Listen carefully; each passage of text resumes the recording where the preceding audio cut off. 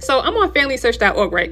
You know, the one that's operated by the LSD Church, the Mormons, who are storing about millions of our family records, important historical documents, census records, land deeds, tribal rolls, which 90% is inaccessible to the public because it's stored underground in the Granite Mountain vault. Literally a carved out mountain that holds our history.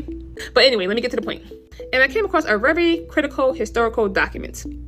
So before I jump into it, this is only for educational and historical discussion only.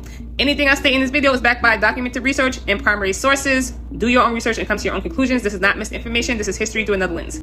Racial identification classification. Mulatto. 1705 to 1850 in Maryland, Virginia, North Carolina, South Carolina, and Georgia. M represented Indian ancestry most of the time. Free people of color, free colored persons was also synonymous with Indian. Now I can pause it and go through the different classifications, but let's just go down to the bottom.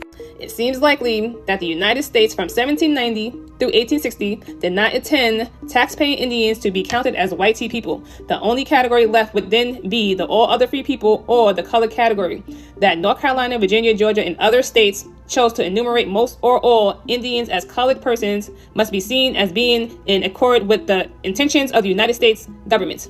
So a family listed as an Indian in a local colonial treaty in 1750 was automatically written down as a free person of color by a federal census taker in 1790 and then compressed into the mulatto, negro, colored, or black category by the 1870s.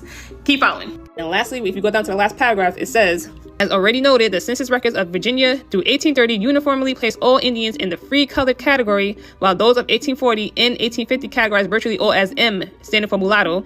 These persons include the members of reservations, tribal councils, chiefs, and some persons identified in other sources as having no African ancestry. So basically, if a chief or a tribe was reclassified to a mulatto or a free person of color on government records, their children and descendants lost any legal standing to claim any land or sovereignty.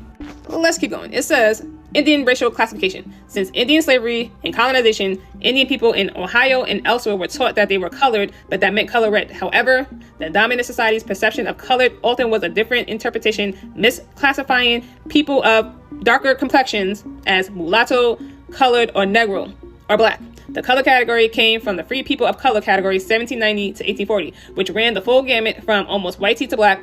Full-blooded Indians were recorded as black, negro, or colored numerous times throughout the history of the state and nation.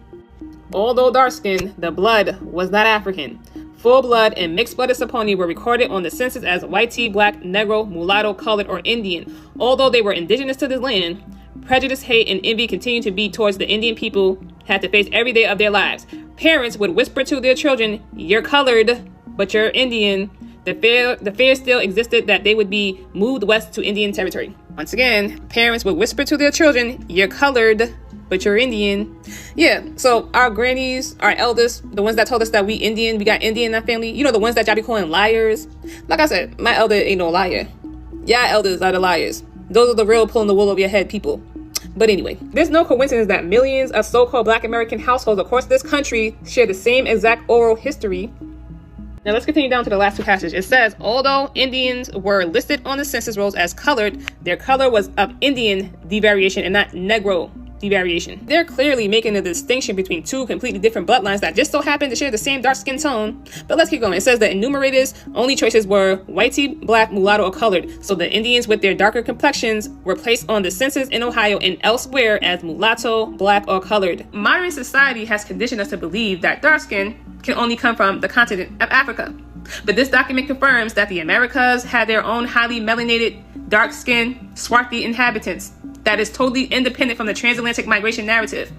And once again, they weren't the so-called modern-day natives with a tan or sunburnt skin. So when we get up here and say that there was black people already on this continent, y'all gotta stop associating the word black to the continent of Africa, because I guarantee you that every so-called Black American that does their genealogy can prove that their ancestors were reclassified from mulatto, colored, or negro. We were reclassified over 7 different times to hide the truth. And this is for my people that are still asleep and that still believe in the transatlantic narrative. We were already here. Do your genealogy and I promise you, you will find the truth in your own family records. Millions of families that never left their lands, I'm talking about us so-called Black Americans, were reclassified from one generation to the next. And if you haven't seen this video right here, it'll explain everything. As a matter of fact, click on this comment, it'll take you straight to the video I'm talking about. And by the way, I found multiple critical documents that I will be sharing.